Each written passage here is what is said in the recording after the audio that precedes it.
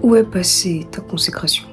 Est-ce que tu te rappelles même de ce que signifie exactement le mot consacré? Pas la sanctification, pas la sainteté, la consécration. Être consacré signifie être mis à part pour une œuvre, réservé exclusivement, se séparer pour accomplir quelque chose. En Christ, la Bible dit en 1 Corinthiens 6, le verset 20, que nous avons été rachetés par Christ à un grand prix, de sorte que nous devons rendre l'honneur à Dieu dans notre corps et dans notre esprit. La Bible nous apprend que par ce rachat, nous avons été consacrés à Dieu. Nous avons été mis à part pour lui. D'abord pour le connaître, d'abord pour le suivre, d'abord pour lui ressembler. On a été mis à part, séparés de l'endroit d'où on était, donc de l'endroit du péché, pour le servir, pour l'honorer, pour être consacré à lui. Ensuite, après cette consécration à Dieu pour le connaître, nous sommes consacrés pour son œuvre, pour l'ensemble des œuvres décrites en Éphésiens 2, le verset 10. La Bible dit de toi que tu es une race élue, un sacerdoce royal, un peuple choisi, une nation sainte, afin que tu annonces les vertus de celui qui t'a fait passer des ténèbres à la lumière. Tu as été mis à part. Voilà ton identité. Et dans cette consécration, il n'y a pas de partialité.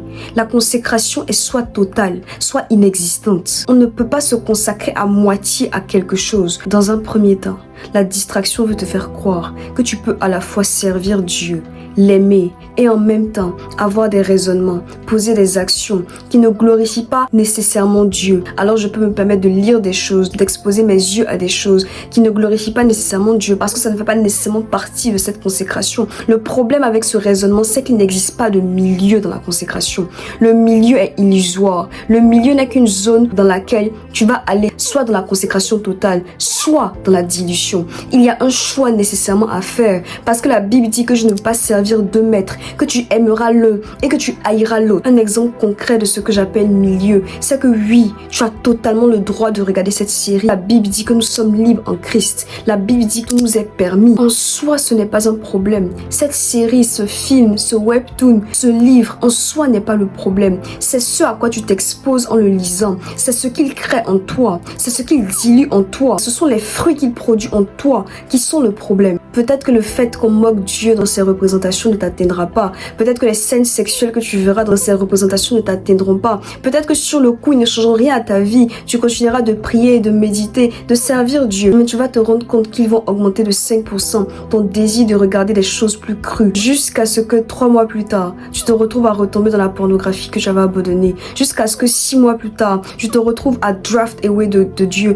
à moins l'aimer, à avoir moins d'intérêt pour ce qui concerne le Seigneur. Les fruits sont ce qui est observable après une longue période de temps. Ce n'est pas parce que quelque chose ne te détruit pas maintenant que tu n'es pas déjà dans le processus de la destruction. Et ce genre de choses arrive lorsque tu oublies que tu es d'abord consacré à Dieu. Tu as oublié que tu as été mis à part pour une œuvre. C'est parce que tu es consacré, c'est parce que tu es mis à part, c'est parce que tu es appelé à quelque chose de précis que même s'il y a des choses qui sont légitimes, même si un raisonnement est séduisant intellectuellement, cette chose rationnelle ne va pas nécessairement faire du bien à ton homme intérieur, à ton esprit.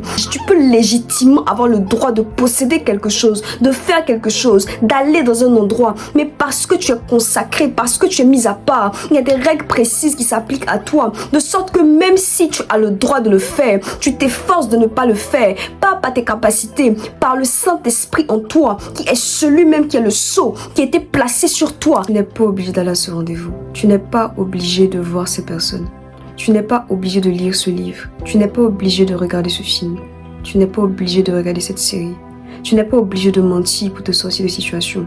Tu peux choisir la justice. Et c'est la partie qui est difficile. Le choix de nous consacrer pourra blesser des personnes qui ne comprendront pas forcément pourquoi tu fais ou que tu ne fais pas certaines choses. C'est vrai, c'est difficile. Et c'est justement parce que c'est difficile que nous ne comptons pas sur nos propres capacités, mais sur le Saint-Esprit de Dieu. Ça a commencé à devenir insoutenable pour toi de te consacrer à 100%. Lorsque tu as commencé à faire les choses par toi-même, tu ne dois pas essayer de produire les œuvres d'une personne consacrée. Tu dois d'abord partir du renouvellement de l'intelligence, de la conscience que tu es une personne consacrée et de la position, de la place de la consécration. Viendront ensuite les œuvres de la consécration, pas l'inverse, parce que la Bible dit qu'il est le cep et que nous sommes les sarments et personne ne peut rien faire sans lui. Arrête de te comporter comme si tu n'étais pas consacré à Dieu.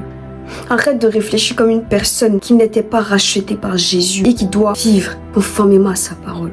Tout est permis, mais tout ne t'est pas utile. Tout est permis, mais tout ne t'édifie pas. À quoi ça sert de te permettre quelque chose dont tu vas payer les conséquences 3 mois, 6 mois, 1 an plus tard? Quelle est l'utilité de t'exposer, de te permettre de faire des choses qui vont diluer ton amour pour Dieu et te faire du mal à toi-même? Parce qu'à chaque fois que tu t'es éloigné de Dieu, tu as vu à quel point ça brise ton cœur. Parce que l'homme a été créé, l'homme a été bâti pour être en communion profonde avec Dieu. Et la limitation de ta consécration, le fait de ne pas vivre avec la pleine conscience de cette réalité que tu appartiens à Dieu, limite ton bien-être, toi-même ta joie. Les fruits de ton manque de consécration pourrissent. Une paix qui ne dure pas, une joie qui ne dure pas. Et c'est pour ça que tu as l'impression de te perdre dans les choses de Dieu, parce que tu n'es pas consacré à lui entièrement. Tu n'acceptes que des offrandes totales.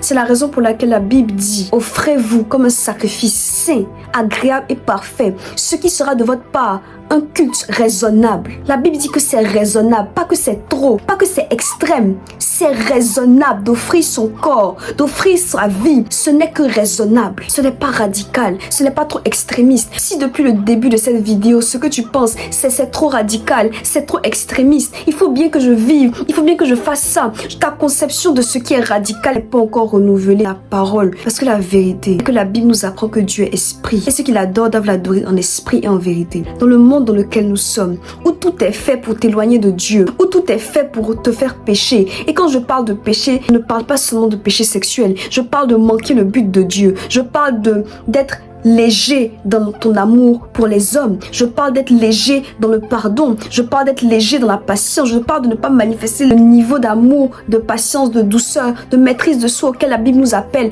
qui est une conséquence du Saint-Esprit en nous. Je parle de l'ensemble de ces choses. Je parle de ne même pas réussir à accomplir certaines œuvres parce que Dieu n'utilise que des vases consacrés pleinement à lui. Je parle de l'imitation de ta destinée parce que ta consécration ne sera pas au niveau auquel Dieu nous appelle tous en tant que chrétiens dans sa parole. Et quand je dis tous, ça peut te faire comprendre que l'ensemble de tes frères et de tes sœurs en Christ subissent les mêmes difficultés, doivent s'efforcer chacun de vivre conformément à la parole de Dieu. Tu n'es pas seul, c'est difficile pour chacun de nous, mais nous nous efforçons, gardant les yeux fixés sur la fin de la course, sur la couronne de gloire, sur Jésus-Christ, qui est celui qui nous a appelés depuis le début. Ta consécration ne peut pas durer 9 mois et durant les 3 autres mois, disparaître. Come on, c'est pas une année scolaire, c'est toute une vie. Cette pensée de je me suis beaucoup consacrée, j'ai beaucoup fait d'efforts, donc je peux me relaxer pendant 3 mois, c'est les vacances, c'est l'été, c'est peu importe la saison dans laquelle tu te trouves, et même si ça n'a rien à voir avec l'été, cela reste une mentalité qui n'est pas de Dieu, c'est un piège. Quand tu parles comme ça, tu entends de t'accorder les crédits pour la transformation qui s'opère en toi. Ça n'a jamais été de tes propres capacités que tu as réussi à marcher selon la parole de Dieu. Ça n'a jamais été de ton propre fait. Jamais. Donc à chaque fois que je dis j'en ai trop fait, je me repose. Tu es en train de dire c'est grâce à moi, à mes efforts personnels. Alors que la Bible dit que tout ce qu'on possède, on l'a reçu. De sorte que personne ne se glorifie de quoi que ce soit. Tu n'as pas beaucoup travaillé. Le Saint-Esprit a beaucoup travaillé en toi. Et ce même Saint-Esprit qui a beaucoup travaillé en toi peut encore travailler en toi pour te faire tenir de la consécration, te consacrer encore malgré les difficultés. Tu ne dépends pas assez de Dieu. Tu as l'impression que oui, tu as l'impression que si. Mais dès lors que tu considères que tu en as trop fait, tu replaces le curseur encore sur toi, pas sur celui qui t'a rendu capable de tenir. Ce même Saint-Esprit qui t'a rendu capable de tenir jusqu'ici est le même qui te permettra de tenir peu importe l'environnement dans lequel tu te trouves. Ce n'est pas à toi d'adapter ta consécration pour te conformer au siècle, au moment, aux réunions avec tes amis. Ce n'est pas à ta consécration d'être modulée autour de ces choses. C'est à ces choses d'être modulée autour de ta consécration. Parce qu'à la fin des temps, tu rendras compte seul des actions que tu auras posées, de la vie que tu auras menée et surtout du cœur que tu auras présenté. Parce que ça peut être difficile, tu peux ne pas t'en sortir maintenant. Mais est-ce que ton cœur est encore brûlant pour les choses qui le concernent? La consécration. Tu es mis à part, c'est la vérité. Et il faut que tu t'en rappelles. Parce que tant que ton esprit ne l'acceptera pas, tant que ton esprit n'aura pas été renouvelé par la parole de Dieu qui te rappelle qui tu es vraiment, tout ce que tu prendras comme décision, comme planning, comme je ne ferai pas ceci, je ne ferai pas cela, ne fonctionnera pas. C'est plus facile d'être ce qu'on est. C'est plus facile d'être ce qu'on est que de faire semblant d'être ce qu'on n'est pas. Si tu es consacré, tu agiras comme une personne consacrée. Si tu te vois comme étant consacré, comme ce que la Bible dit, tu agiras comme une personne consacrée. Tu peux faire que les fruits. Tu ne peux pas faire que la présence du Saint-Esprit qui donne les fruits. Donc à un moment donné, les fruits vont disparaître parce qu'ils auraient été faux. Ce qui permet de produire les fruits, c'est l'Esprit en nous. Le but de cette vidéo est simplement de te rappeler que tu es consacré et que c'est cette position de consécration que tu dois tirer les actions sans te laisser distraire par quoi que ce soit. Tu peux t'amuser et tu peux être sain. Ta consécration est quelque chose que tu dois garder chéri de tout ton cœur. Parce que c'est ce à quoi Dieu t'appelle. C'est ce que tu es en lui.